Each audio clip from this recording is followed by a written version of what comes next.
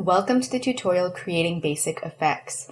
So in this tutorial, I'm going to use the material that I used in Pack 6, Gathering Content. If you download that sample material, you might realize that it does not come with the background, and that's because we didn't have the rights to give you the background because it was created by someone else. But you do have this character, and you can always import in your own background, which was the point of that PAX exercise.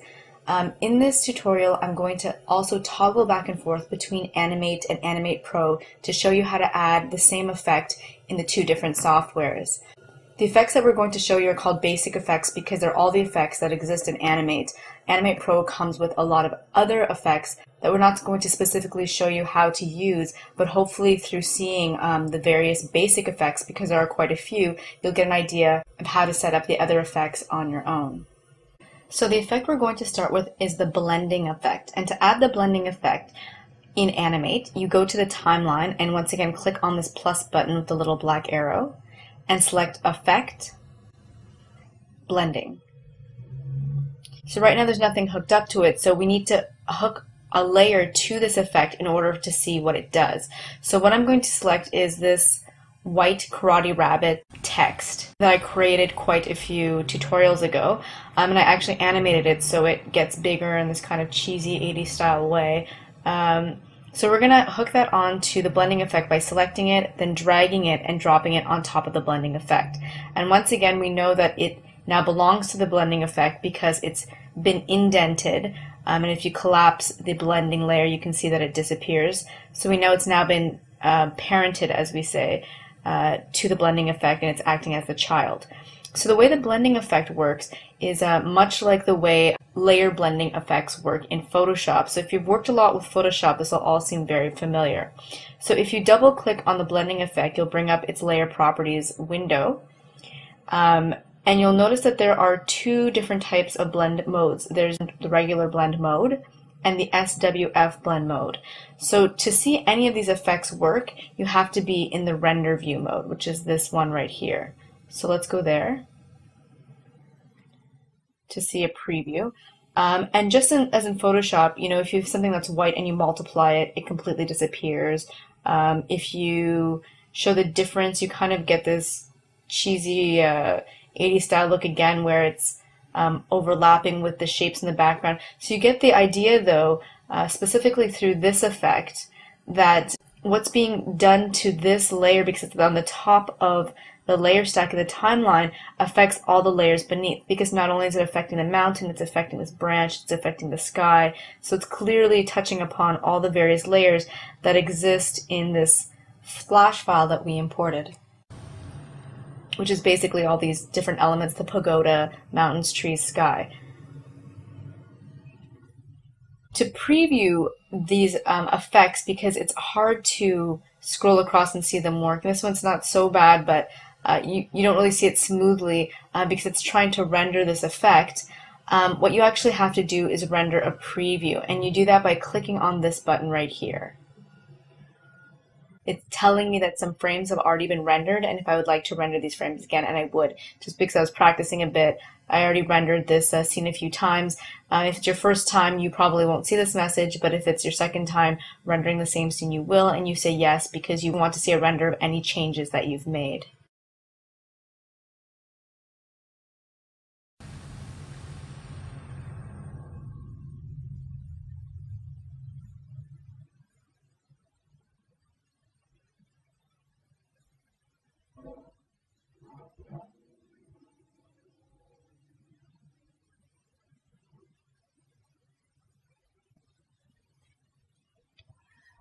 So now if we press on the play button, you can actually see a render of the effect as well as the rest of your scene.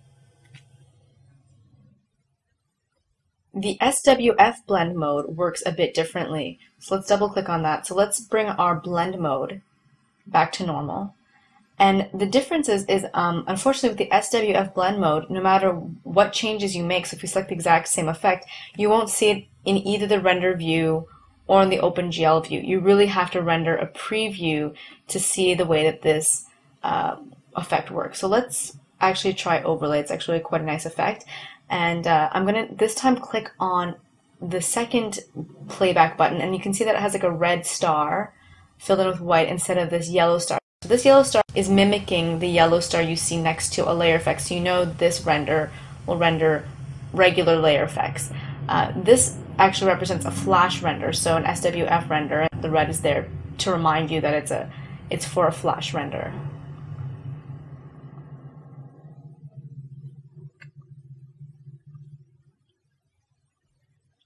So this actually launches in a web browser. And if we play it again, you can actually see the results of this layer effect in the preview. So in my mind, the reason that you would use an SWF blend mode versus the regular blend mode is because you want to export for web. SWF effects, there are fewer of them, they're more light when they're rendered. So if you're going to put something on the web, it's great to have something like that because it's fast and it's not very heavy. However, if you're looking for something for a high quality render, most of the time you would use a regular blend mode. It takes longer to render, but once again, that's very, very normal. Okay, now let's take a look at Animate Pro. So in Animate Pro, we have the exact same scene. I created some white text that if you scroll across, gets bigger. But this time I think I'm going to use the orange text instead. It's not animated, but I'd like you to see what the blending modes look like when you use a layer that is not white. So the difference between adding an effect in Animate and Animate Pro is that in Animate Pro, of course, we add it through the network view. So let's look for our orange text in the network view, and I've selected the layer here in the timeline view, and we can see that it's become highlighted in the network view. So I'm going to zoom in on that.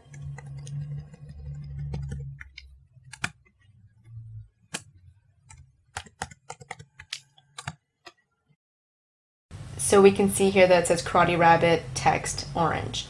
So we're going to use the exact same effect, the blending effect, and I'm going to drag it and drop it in the network view. It's under the filters tab, but you can also find it under the all tab in alphabetical order right here, for example, and maybe another tab, who knows. And I'm going to add it to the timeline view by holding down Alt as I drag it across the Karate Rabbit text orange cable. So then if we click on the yellow box, we'll bring up the layer properties, and they look identical to the layer properties that we just saw in Animate. I'm going to go to the render mode so we can see what the effect looks like as we change settings for the blend mode. This is the regular blend mode.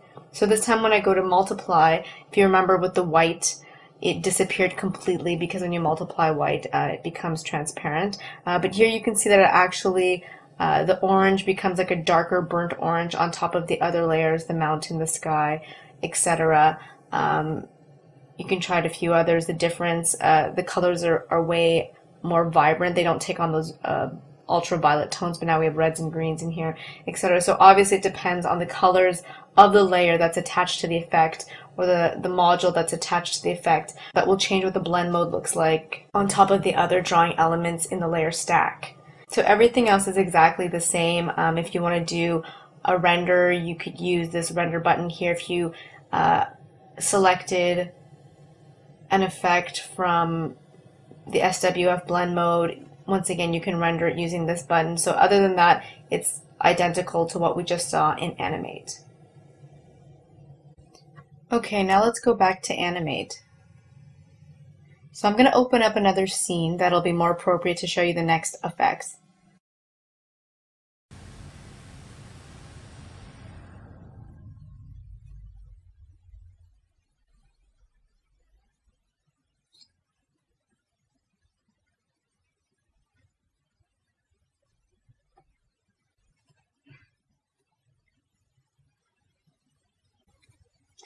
And I'm going to select the Animate Pro Pack 14 again, the sample material that is.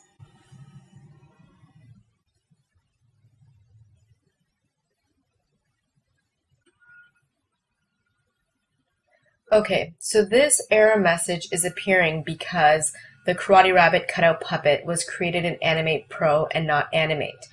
So just click on the OK button and don't worry too much about the effects that are not supported. So this scene is the sample material scene for pack number 14. And if we click on the play button, we can see it's a scene with the camera truck in where the punching bag spins back and forth. The door slides open and we see the Karate Rabbit doing some exercises out here on the balcony railing. So the effect that I'd like to show you in this scene is how to add a shadow. And the object that I'd like to add the shadow to is actually the punching bag.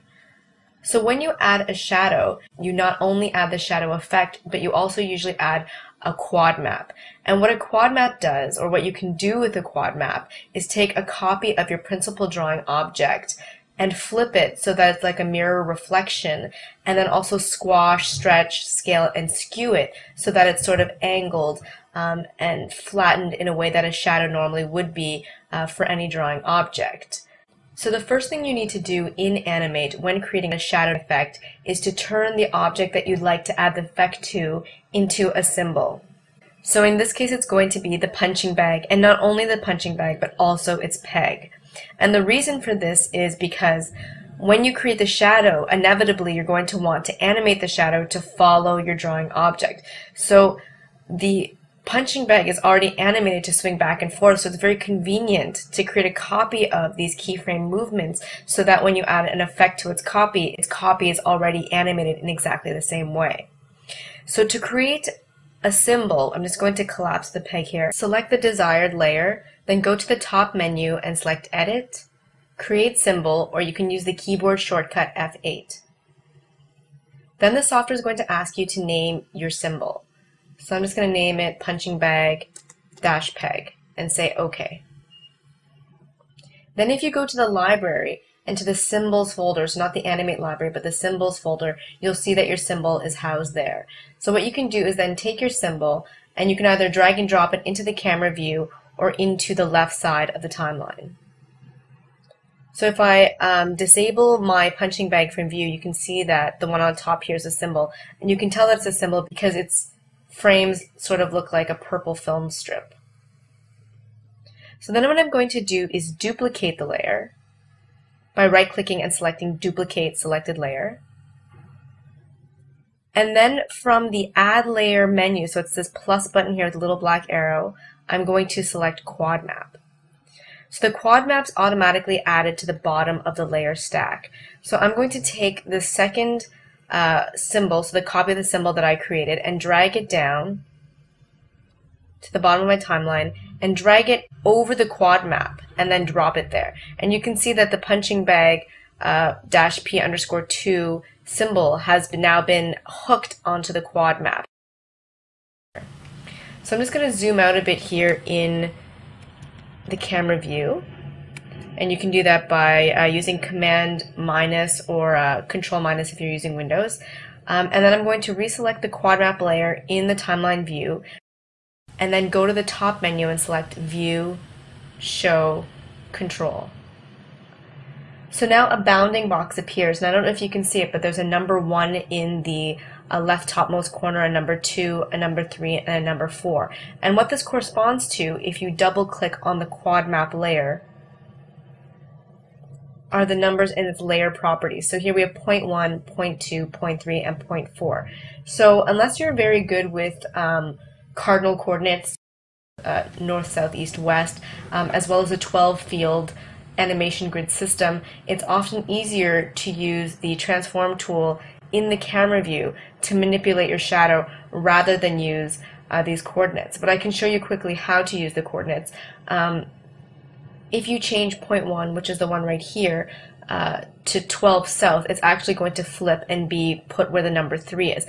But we want it to go past. It doesn't have to be completely mirrored. That would take us to 36 fields, so 1.5 times 12 south, and south is what makes it negative.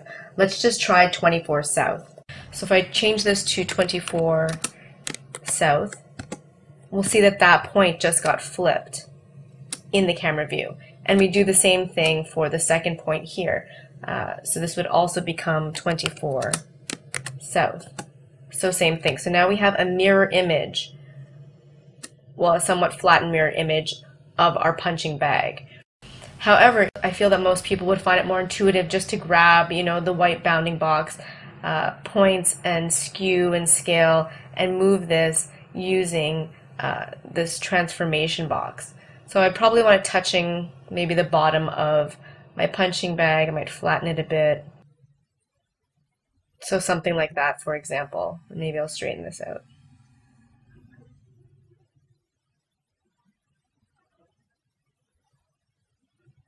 And you can see as I was moving these coordinates around that these fields, these function fields for each point in the layer properties now have some type of a function marked in each field. So I'm going to close that. And right now, if we go to the render view mode, which is how we're able to see all our effects, we'll see that a second version of the punching bag appears. But on top of this, what we'd like to do is we'd also like to make it gray and transparent and slightly blurry, in fact. So to do this, we have to actually add the shadow effect.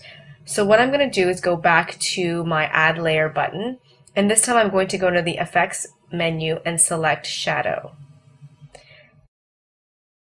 This time the shadow is added to the top here, so what I'm going to do is I'm going to collapse my quad map and then drag it to the top and drop it over the shadow effect.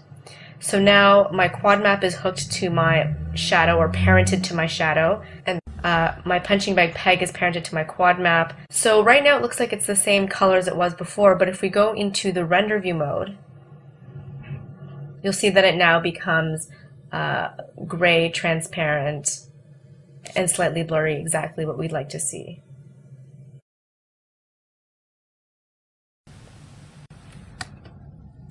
Okay, and right now we see the shadow on top, obviously, because in the timeline view, this entire shadow effect is on top of the principal punching bag symbol. So what I'm going to do is grab the shadow and then just drag and drop it underneath, and now you can see that it's flipped behind. And you can see as we scroll around here that the shadow is in fact following the punching bag. So the shadow effect itself, if you double click on it, the parameters, the default parameters in the layer properties are set to pretty much what you would like them to be. You know, there's a blur of radius 2 for the shadow. It's already gray, it already has transparency, but once again, you can double click on the effect layer and change its layer properties to tailor the shadow as you would like. So now I'm going to show you how to create the exact same effect in Animate Pro. So let's go back to Animate Pro, and I'm going to open the exact same scene.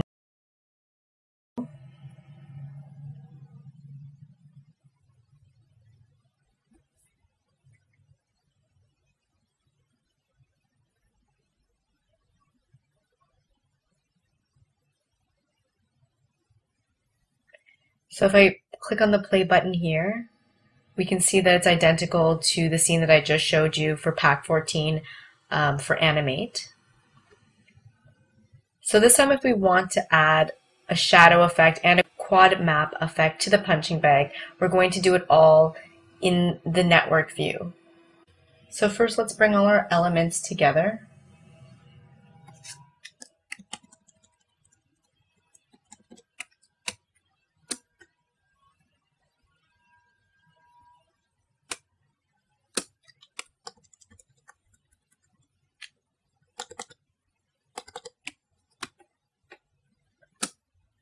Okay, so to add a few effects modules in the network view, we can go once again to our module library, and I'm going to go to the Alt tab because I know I'll be able to find everything there. So along with the shadow and quad map effect, there's actually one more module that we need, and that's the apply peg transformation module. So I'm going to drop that in there as well. And then I'm just going to click on this little arrow here to expand the network view, because that's all we really need to look at right now.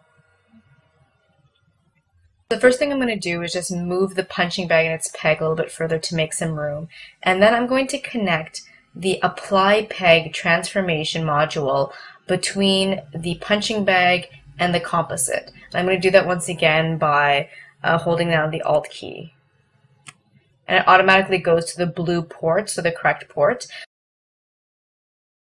The next thing I'm going to do is add the quad map, and I'm going to add it to this side. I don't think it matters which port. And the last thing I'm going to do is take the shadow and hold down the Alt key once again and put it in between the apply peg transformation, the composite. So the only thing I'm missing now is that this is what's creating my shadow effect, and I'll explain it to you all in just a second. But you may notice that because all of this is going on, we're only going to see a version of the punching bag as a transformed shadow. So we would like a version of the punching bag that's just rotating. So this peg is rotating the punching bag, and this is the full color original drawing. So if we just want these two things to appear in the drawing view, what we can do is grab a second cord from the punching bag and hook it to the composite in front of its shadow. So the shadow will be underneath.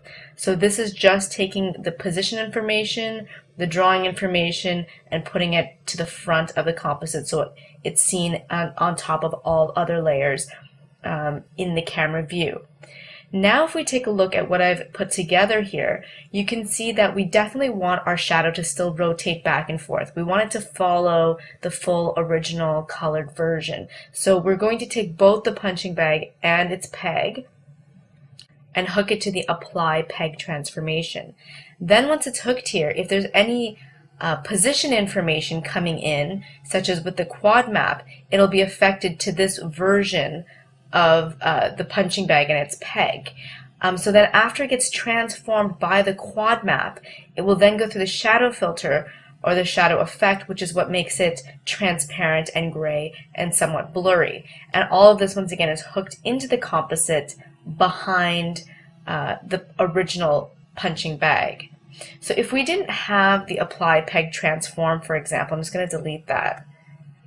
You might say, well, why didn't I just directly put the quad map here between the punching bag peg and the punching bag? Well, if I did that, then the full colored version as well as the shadowed version would be transformed. So the apply peg transformation is a way around adding two position information modules connected to a single drawing element. So I'm just going to undo that to bring back my apply peg transform. So then if I minimize our window again, and I'm just going to minimize the module library for the instant, and I select the quad map, you can see, and actually let me just zoom out a bit in the camera view, you can see the same bounding box that we saw in Animate with the numbers 1, 2, 3, and 4. And of course, if you click on the yellow square, you'll bring up the layer properties. And once again, you could enter in values into the layer properties panel, or you can use the transform tool and do it in the camera view. So just to re-explain the 12 field system one more time, here we'd have 12 fields, here we'd have 0, so this would be 12 fields north. Here we have 12 fields south where the number 3 is. So if you think about it, if you want to make an exact mirror copy, you would go 12 fields south, another 12 fields south, which would take us to a reflection from the 0 point, and then once again another 12 fields south. So that would be 1, 2, 3. So 3 times 12 fields south is 36 fields south. So that's what would give us a direct reflection. If we wanted a more squashed reflection, we could go to about 24, which would be almost like adding another increment about as long as from the 3 to the midpoint. So it's up to you. I'll do it one more time. I'll go all the way to 36 south to show you a direct reflection.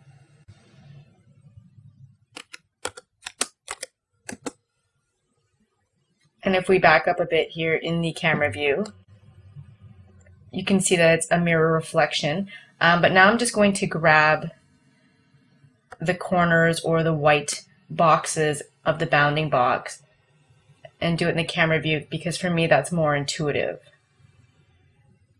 And once again, you can skew the shadow as well to something like that, for example. So I'm going to close the layer properties, and I'm going to reset the view by holding down Shift and M.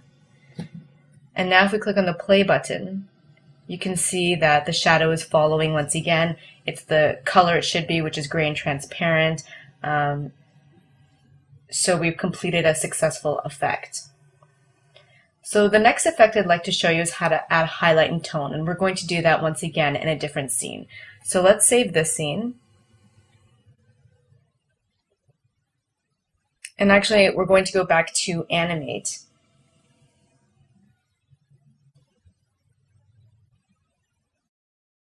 And then let's open up another Animate scene. So yes, we'd like to save.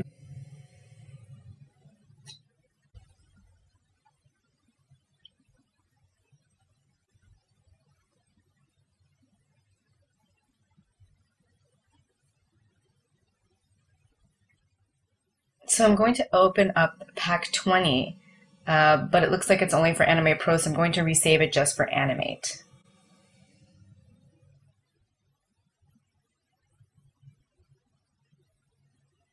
Okay, so it's telling me all these things are not working because this is once again for Animate Pro, not Animate, so I'm just going to say OK. And I'm going to save this scene.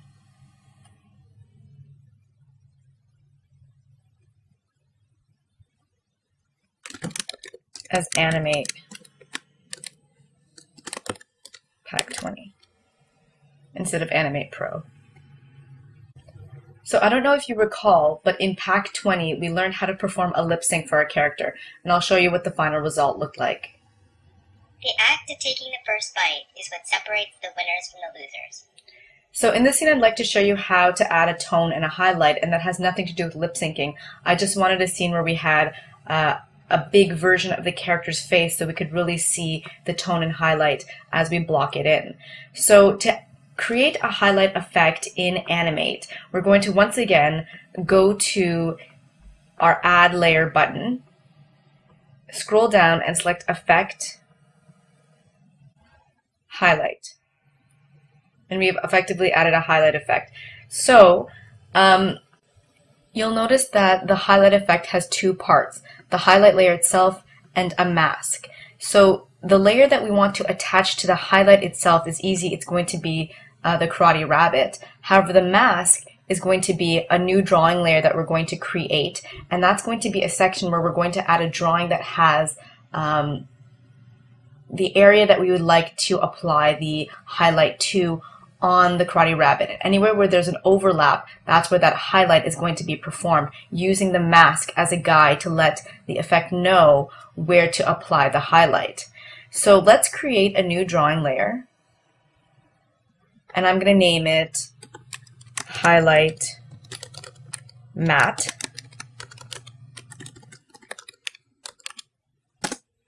So that's easy enough. Then let's go to the drawing view, and I'm going to turn on the light table so that we can see the Karate Rabbit's face.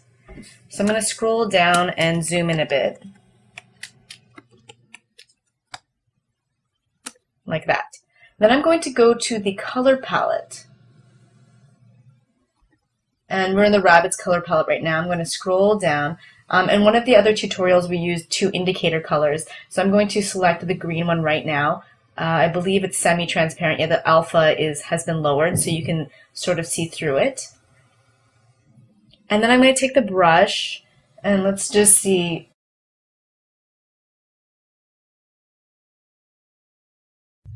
how thick this brush is. It's not as thick as I'd like. Let's make it a little bit thicker. And what we're going to do is apply the zones for where we'd like the highlight to appear. So let's say right here on the ear, right here on the ear, on this side of the Karate Rabbit's face, here on the neck. And you can obviously refine this matte so that it really does cover the areas properly. For example, the neck, right now the mask touches the G a little bit, so his robe. So if you could take an eraser and then really refine it so it really only touches the part of the Karate Rabbit where you would like to see a highlight. So like that. And by keeping it transparent, you can see where the overlap will occur. If the color were solid, for example, you can't really see where the overlap occurs. So for me, personally, I like to use a semi-transparent color. So then if we go back to the camera view, and we take the highlighted matte layer and we hook it to the mask, and once again we do this by dragging it and dropping it over the mask until we see it indented. And then what we're going to do is take the Karate Master group and we're going to drag and drop that over the highlight, like so. And then if we go to the render view, I don't know if you can see it, it's pretty subtle right now, but there's a highlight over the area where I added the matte. And let's double click on the highlight layer and maybe make its properties a bit more intense so that we can see it. So maybe if I choose the invert matte, for example, you can see a big difference. Now this is all highlighted and this small band has remained dark. So that's one thing you can use. You can use the matte color, which makes it very intense. You can multiply it, which also makes it more intense. For example, you can change the blur radius. You can do all sorts of things. You can change the alpha, which would also make it more intense if you made it less transparent. So once again, you can tailor the highlight's properties in the layer properties panel. So now if you wanted to add a tone to the exact same drawing element, so that's the karate rabbit, you could do it exactly in the same way. So let's go back to our Add Layer button and select Effect, Tone. So once again, we see that the tone also has its own mask. So let's create another mask layer by going to the Add Drawing Layer button. And let's rename this Tone Matte. And then let's go to the drawing view once more, enable our light table, zoom into the rabbit's face,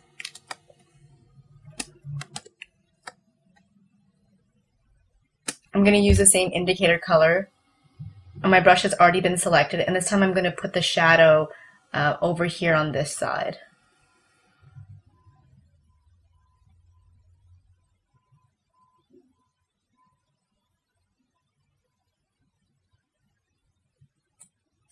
And like I said, I'm doing this very crudely, so you can do this in a more refined manner to make it look nicer. So something like that. Then let's hook the tone matte to the mask of the tone effect by dragging and dropping it. And then let's collapse the highlight group, which is the highlight mask, the highlight matte, and the karate rabbit, and drag the entire thing over the tone layer to hook this entire group onto the tone effect.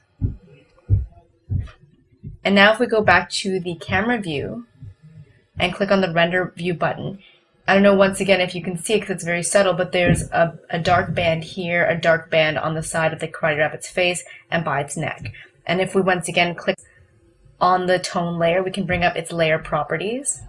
And you can do all the same things. You can invert your matte. So now everything's dark except for this one band, and of course where the highlight is already being seen. If you use the matte color, because it's green, it doesn't really work well as a tone color. You really should probably use like a dark gray or a dark brown, something like that. You can multiply it, which makes it a little bit more intense, etc. But you get the picture of how this effect works. So the two things that we have left to do is, first of all, I don't know if you noticed, but both the matte layers only exist for one frame. So we need to extend the exposure of these two matte layers so that they last beyond the first frame, because then if we flip to the next frame, they're gone.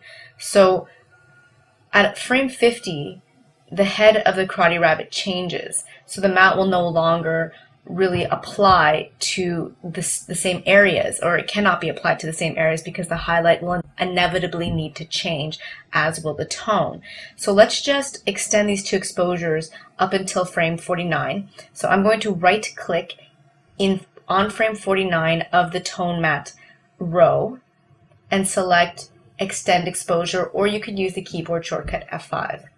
And I'm going to do the same thing for the highlight matte. Okay, now we get to the problem of how to make the matte applicable for this head change. And it's actually quite easy. As soon as you start drawing here on the tone matte layer, you're creating another drawing, which is what you basically need. So let's go back to the drawing layer. We still have our indicator color selected, and this is for the tone, so it's going to be on this side. And I'm going to do the exact same thing. I'm going to add some tone in here in the inside of the ear. I'll add it to the side of this head.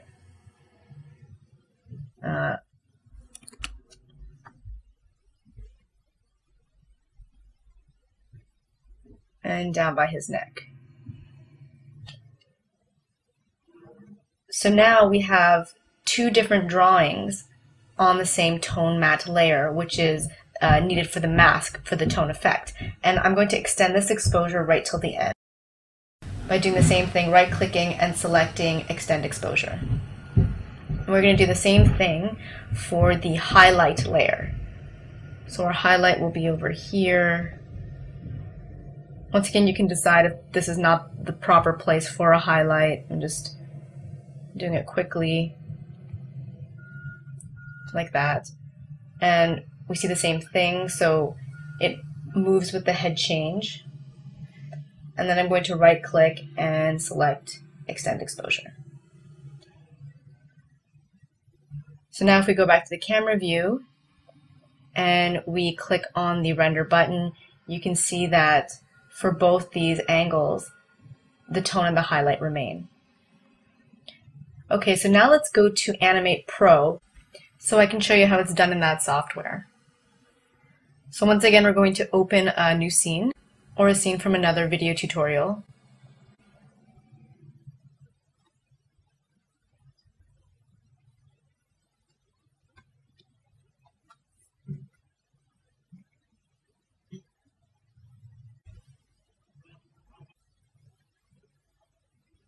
Okay, so as you can see, it's the exact same scene. If we click on the sound button and then press play, you can hear the lip sync once more. The act of taking the first bite is what separates the winners from the losers. So let's maximize our network view. And of course, we're going to do this one more time through the network view. So I'm going to unhide the module library. And for this effect, we will most definitely need the highlight as well as the tone.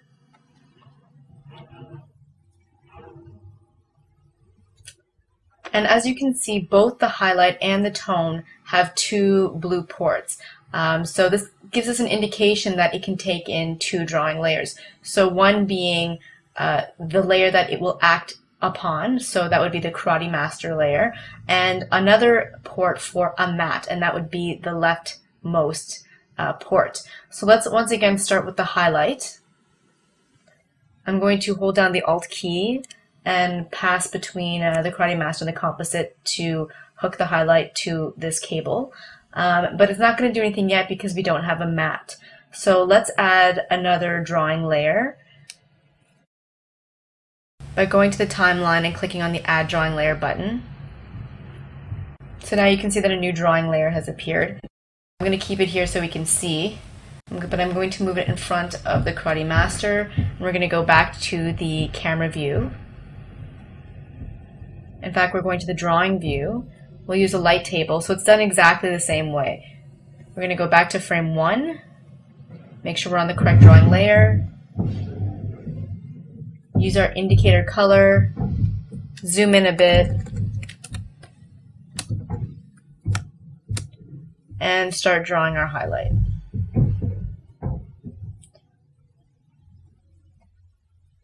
So this brush is quite big, so I might take it down a bit. Add the neck highlight.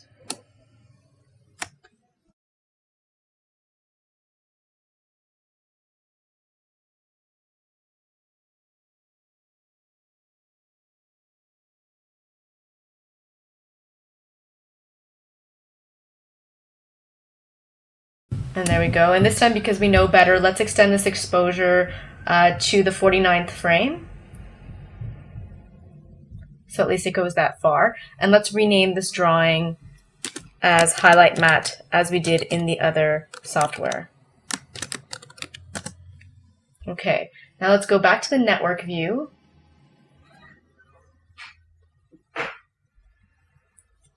And this time let's unhook our highlight mat and let's bring it up here and hook it into its proper port on the left side of the highlight effect module. Then let's go back to the camera view and go into render mode. And you can see it there nice and soft. You can even see it in the OpenGL view, but it doesn't have all that nice soft anti-aliasing. And once again, you have the choice of either double-clicking on the highlight matte layer, on the highlight, effect layer, or by clicking on this little yellow box here beside the highlight module to bring up the layer properties. And you can do all the same things you did in the other software. You can invert the matte, you can use the matte color, you can multiply, you can do all of those things. And since we're here, let's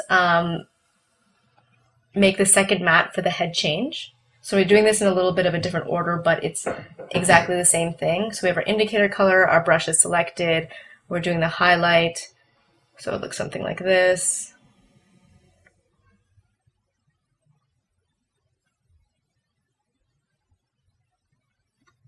And we're going to extend our exposure like that. We go back to the camera view and now we see that where the Karate Rabbit changes its head, the highlight follows. And so let's do the same thing for the tone now. So we're going back to the network view.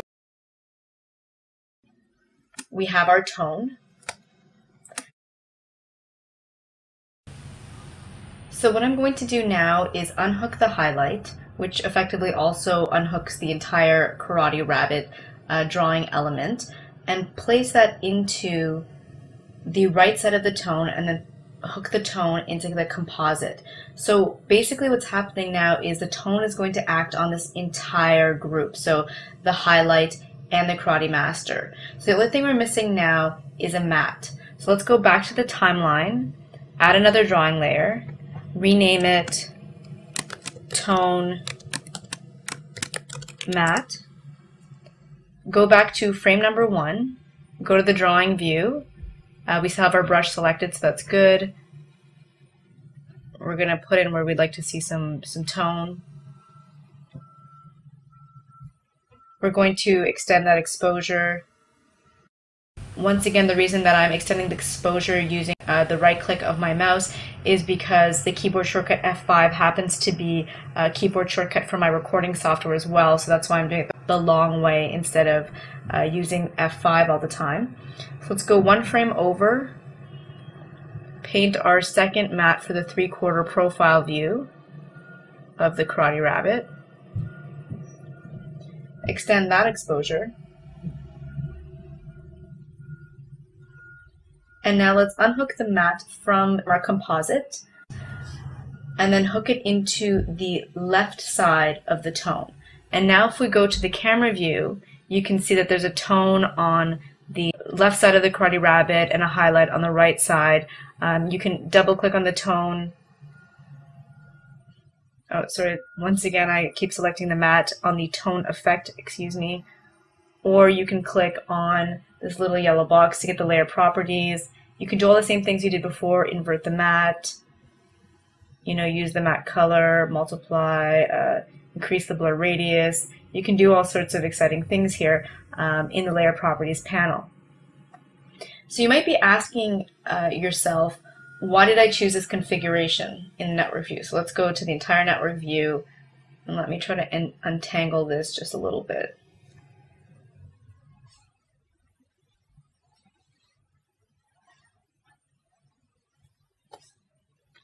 So that you can see it properly. I'll put that over there. Okay, so you might ask yourself, why didn't I just take the Karate Master, because you can pull out a second cable, and put it directly in the drawing port of the tone, instead of having the entire highlight group go through the tone first. So what I'm saying is, why didn't I just do this? Like that. If we go back to the camera view, you'll see why. all of a sudden the tone isn't there anymore. And the reason this is because there's actually two copies of the Karate Rabbit now going into the composite, and they're solid copies. They're not transparent copies. So because the highlight happens to be in front, we see it here, the highlight layer is now seen in the camera view because the solid Karate Rabbit with its highlight is in the camera view. If we swap the ordering, I don't know if you can see it. Let me make the tone, so you can see it, the tone now is there, but the highlight isn't. And the reason that is because now the tone is in front. So a solid Karate Rabbit image with the tone now sits in front. So because you want both effects to act on the same solid object and not have one solid object in front of the other, you have to have the entire highlight group go through the tone. So we're going to unhook that, unhook the highlight, and put the highlight back into the tone group. And now you get both. Let's take that tone down again, maybe to something like that. And now you get both the tone and the highlight. So that's the one hard thing about effects, is that it feels like there are multiple ways of doing things, but there's generally usually only one right way of doing something. And if something isn't working or effect isn't appearing the way you want, you really have to think about your network structure. And that's what's hard. There's no system you can follow. It's a bit creative, and you have to really understand the network view to be able to go out and do things on your own. But don't worry, because that comes with a lot of practice. And like I said, if you make that mistake, you really just go through your network and think about it, like what is happening if I have the Karate Master plugged in twice, and just experiment and unplug and replug, because it's not going to hurt your image in any way. So there are a lot more effects that I still need to show you, but I feel like this video has gone on for quite some time, so I'm going to break it up into 2 videos. So I'm going to end this video and call it Creating Basic Effects Part 1, and I'm going to tell you to stay tuned for Creating Basic Effects Part 2.